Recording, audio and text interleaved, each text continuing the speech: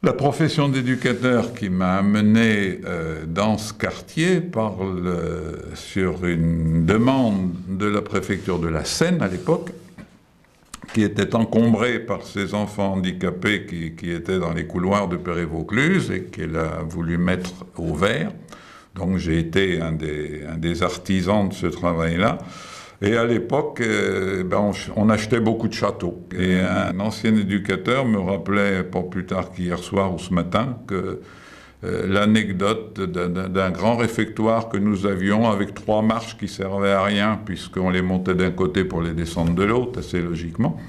Et il y a un tas de gamins qui ont appris à marcher couramment, à monter et descendre grâce à cet escalier qu'on allait fréquenter, apprivoiser peut-être, entre la poire et le fromage ou avant le dessert. Alors maintenant, on a des rééducateurs performants, psychomotricité, etc. On avait découvert que ces vieilles pierres faisaient pas mal d'affaires non plus. Un de nos autres thèmes, c'était de donner aux enfants quelques points de repère en organisant des fêtes assez grandiose presque. Hein. Donc il y avait Noël qui était incontournable, que nous avions le mauvais goût de fêter à Noël, parce que c'est Noël le 10 décembre, ça nous fatiguait un petit peu. Donc nous, c'était Noël, la nuit de Noël.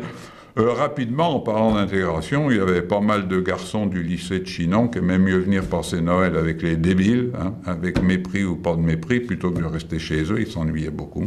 Donc on avait un certain nombre de fêtes, comme les Gaulois et les Romains sur les traces de nos amis du père Rabelais, dans les rues de Seuilly. Enfin bon, tout le village, tout le personnel, toutes les femmes de ménage, tout le monde était déguisé et participait à ces...